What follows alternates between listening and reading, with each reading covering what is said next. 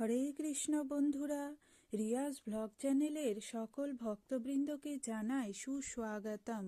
আজকের ভিডিওটি শুরু করছি। জীবনে উন্নতি আনতে মকর সংক্রান্তির দিনে মেনে চলুন কিছু সহজ টোটকা এবং কি ভুল করলেই হবে সর্বনাশ। আশা করি আজকের ভিডিওটি পেয়ে আপনারা খুবই উপকৃত হবেন। তাই সকল ভক্তবৃন্দের কাছে আমার একটাই অনুরোধ রইল, ভিডিওটি যদি ভালো লেগে থাকে তাহলে অবশ্যই চ্যানেলটি সাবস্ক্রাইব করে দেবেন। একটু সাথে ও পাশে অবশ্যই থাকবেন।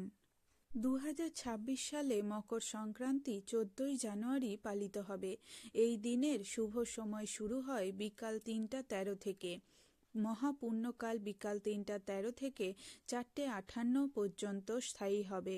শাস্ত্র অনুসারে এই সময়কালে স্নান, দান এবং পূজা করলে বহুবিধ পুণ্য লাভ হয়। বিশ্বাস করা হয় যে এই শুভ সময়ে দান করলে অনন্ত পুণ্য লাভ হয় এবং ভক্তের সুখ ও সমৃদ্ধি আসে। মকর সংক্রান্তির গভীর ধর্মীয় তাৎপর্য রয়েছে। এই উৎসবটি উত্তরায়ণের সূচনা করে। উত্তরায়ণকে আধ্যাত্মিক অগ্রগতির সময় হিসেবে বিবেচনা করা হয়। এই সময়ে জপ, তপস্যা, দান এবং পূজা করলে দ্রুত ফল পাওয়া যায়। শাস্ত্রে বলা হয়েছে যে মকর সংক্রান্তিতে গঙ্গা, যমুনা, সরস্বতী বা অন্য কোনো পবিত্র জলের উৎসে স্নান করলে একজন ব্যক্তির সমস্ত পাপ মোচন হয়। তদুপরি ব্রাহ্মণ, ঋষি এবং দরিদ্র, নিঃস্ব এবং অভাবী ব্যক্তিদের দান করলে সূর্যদেবের বিশেষ আশীর্বাদ পাওয়া যায়। অনেক পৌরাণিক কাহিনীতে মকর সংক্রান্তির কথা উল্লেখ আছে। মহাভারত অনুসারে ভীষ্ম পিতামহ উত্তরায়ণের অপেক্ষায় নিজের জীবন ত্যাগ করেছিলেন। বিশ্বাস করা হয় যে উত্তরায়ণের সময় নিজের জীবন ত্যাগ করলে মোক্ষ লাভ হয়। এই কারণে এই সময়টিকে অত্যন্ত পুণ্যময় বলে মনে করা হয়। কৃষি ক্ষেত্রে মকর সংক্রান্তিরও বিশেষ সামাজিক ও সাংস্কৃতিক তাৎপর্য রয়েছে। এই উৎসবটি নতুন ফসলের স্বাগত জানানোর প্রতীক। কৃষকরা এই দিনে প্রকৃতি এবং সূর্যদেবের প্রতি কৃতজ্ঞতা প্রকাশ করে। সূর্যদেবকে জীবন, শক্তি, সত্য এবং তপস্যার প্রতীক হিসেবে বিবেচনা করা হয়। তাই এই দিনে তার বিশেষভাবে পূজা করা হয়। মকর সংক্রান্তির দিনে কোনো শুভ সময়ে ভোরে ঘুম থেকে উঠে পবিত্র নদী বা হ্রদে স্নান করুন। যদি এটি সম্ভব না হয় তাহলে আপনি বাড়িতে স্নান করতে পারেন। স্নানের পর পরিষ্কার কাপড় পরুন। পূজার জন্য একটি তামার পাত্র নিন এবং পরিষ্কার জলে ভরে দিন। জলে ফুল, তিল, গুড় ও রলি মিশিয়ে নিন। পূর্ব দিকে মুখ করে সূর্যদেবকে অর্ঘ্য নিবেদন করুন। অর্ঘ্য নিবেদনের সময় ভক্তি সহকারে ওং নমঃ সূর্যদেবায় নমঃ মন্ত্রটি জপ করুন। এরপর সূর্যদেবকে তিলের লাড্ডু, খিচুড়ি ও খাবার অর্পণ করুন। সূর্য চল্লিশা বা আদিত্য হৃদয় স্তোত্র পাঠ করুন।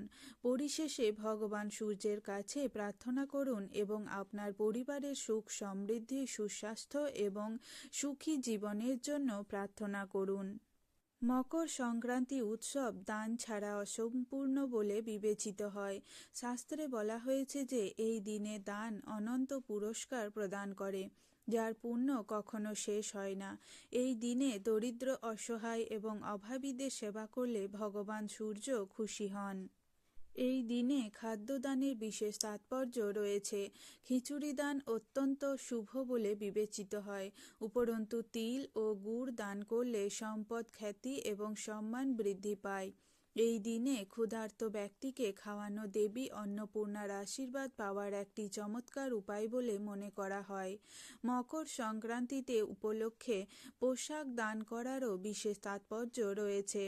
দরিদ্র, বৃদ্ধ এবং অভাবীদের শীতকালে নতুন পোশাক, কম্বল বা সোয়েটার দান করা পুণ্যকর বলে বিবেচিত হয়। এটি করলে জীবনের বাধা দূর হয় এবং সুখ ও শান্তির পথ প্রশস্ত হয়। এবার জেনে নেওয়া যাক মকর সংক্রান্তিতে সূর্যকে শুধু জল অর্পণ নয়, আর কোন নিয়মে মানা জরুরি এবং কি ভুল করলেই হবে সর্বনাশ।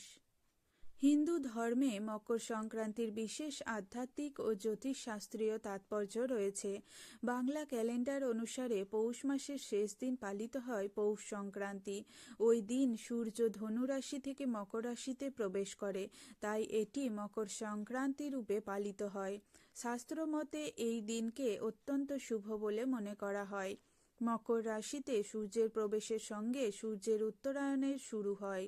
প্রচলিত বিশ্বাস, এই দিনে গঙ্গার মতো পবিত্র কোনো নদীতে স্নান করে সূর্যের উদ্দেশ্যে অর্ঘ্য নিবেদন করা শুভ। মকর সংক্রান্তির দিন দান, পবিত্র নদীতে স্নান এবং সূর্যের উপাসনার বিশেষ গুরুত্ব রয়েছে। এই দিনে সূর্যের উদ্দেশ্যে জল অর্পণ করলে জীবনের দুঃখ নাশ হয়। তবে জল অর্পণের সময় কিছু নিয়ম মানা জরুরি। অর্ঘ্য নিবেদনের সঠিক পদ্ধতি না জেনে কোনো ভুল করে বসলে তা জীবনে নেতিবাচক প্রভাব ফেলতে পারে। সূর্যের উদ্দেশ্যে অর্ঘ্যদানের সময় কোন কোন ভুল এড়িয়ে চলবেন? মকর সংক্রান্তির দিন সূর্যোদয়ের আগে ঘুম থেকে উঠে ব্রহ্ম মুহূর্তে স্নান করুন। পরিষ্কার কাঁচা লাল রঙের পোশাক পরুন। সূর্যকে জল উৎসর্গ করার জন্য সর্বদা তামার পাত্র ব্যবহার করতে হবে। অন্যান্য ধাতু যেমন স্টিল, ইস্পাত, পিতল বা প্লাস্টিকের পাত্র ব্যবহার না করাই ভালো। যে পাত্র থেকে জল অর্পণ করবেন তাতে কিছু উপাদান মেশানোটা জরুরি। একটি পাত্রে বিশুদ্ধ জল নিয়ে তাতে লাল ফুল, সিঁদুর, অক্ষত চাল এবং সামান্য কালো তিল যোগ করুন। চাইলে একটি হরিতকি যোগ করতে পারেন। এবার সেই জল সূর্যের উদ্দেশ্যে অর্পণ করুন। মকর সংক্রান্তিতে সূর্যকে কালো তিল উৎসর্গের বিশেষ তাৎপর্য রয়েছে। কিভাবে অর্ঘ্যদান করছেন সেটাও গুরুত্বপূর্ণ। দু হাতে পাত্রটি ধরুন। এবার তা আপনার মাথার উপর থেকে ধীরে ধীরে জল উৎসর্গ করুন। এই সময় সূর্যমন্ত্র জপ করুন। জল যখন পড়ছে তখন আপনার দৃষ্টি জলের স্রোতের মধ্যে দিয়ে সূর্যের দিকে থাকা উচিত। এর থেকে নির্গত রশ্মি আপনার জন্য উপকারী বলে মনে করা হয়। অর্ঘ্য প্রদানের পর এক স্থানে দাঁড়িয়ে ঘড়ির কাঁটার দিকে 3 বার প্রদক্ষিণ করুন। সূর্যকে প্রণাম করুন। এবার জেনে নেওয়া যাক কোন কোন ভুল এড়িয়ে চলতে হবে। অর্ঘ্য দানের সময় অনেক ক্ষেত্রে ওই জল ছিটকে এসে পায়ে লাগে। এতে আপনার পাপ হতে পারে। এমন ঘটনা এড়াতে হবে। একটি ফুলের টব বা বড় পাত্রে জল নিবেদন করুন। তুলসী গাছেও এই জল ফেলতে পারেন। গঙ্গা বা অন্য কোনো পবিত্র নদীতে দাঁড়িয়ে জল নিবেদন করলে আরও ভালো। মকর সংক্রান্তির দিন দুপুরে জল অর্পণ করার কোনো অর্থ নেই। ভোরবেলা সূর্যোদয়ের 1 ঘন্টার মধ্যে জল অর্পণের চেষ্টা করুন। জল অর্পণ করার সময় পা খালি রাখা উচিত। জুতো বা চটি পরে সূর্যের উদ্দেশ্যে জল অর্পণ করা অসম্মানজনক বলে মনে করা হয়। মকর সংক্রান্তি কেন এত গুরুত্বপূর্ণ? হিন্দু ধর্মে মকর সংক্রান্তি কেবল একটি উৎসব নয়, বরং সূর্য উপাসনা, পূর্ণ সঞ্চয় এবং আত্মশুদ্ধির সুযোগ। এই উৎসব সূর্যের মকর রাশিতে প্রবেশের প্রতীক। সূর্যের উত্তরায়ণ শুরু হলে মকর সংক্রান্তি পালিত হয়। কথিত আছে এই দিনে সূর্য তার পুত্র শনির বাড়িতে যান। জ্যোতিষশাস্ত্র অনুসারে এই দিনটি অন্ধকার থেকে আলোতে রূপান্তরের প্রতীক। তিল ও গুড় খাওয়া অত্যন্ত শুভ বলে বিবেচিত হয়। এবার জেনে নেওয়া যাক জীবনে উন্নতি আনতে মকর সংক্রান্তির দিন কি সহজ টোটকা মেনে চলতে হবে, যার দ্বারা ভাগ্য আপনার সঙ্গেই থাকবে। মকর সংক্রান্তির দিন গঙ্গা স্নানের নিয়ম রয়েছে। এছাড়াও জ্যোতিষশাস্ত্র মতে এই দিন কিছু উপায় পালনের মাধ্যমে জীবনে নানা দিক থেকে উন্নতি আনা যায়। মকর সংক্রান্তির দিন সকাল সকাল গঙ্গায় গিয়ে স্নান করে নিতে হবে। যদি গঙ্গা স্নান সম্ভব না হয় তাহলে যে কোনো জলাশয়ে ডুবে স্নান করা যেতে পারে।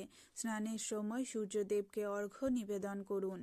এই দিন সূর্যদেবকে তামার ঘটিতে একটা লাল ফুল, কুমকুম বা লাল চন্দন এবং সামান্য আতপ চাল দিয়ে জল নিবেদন করুন।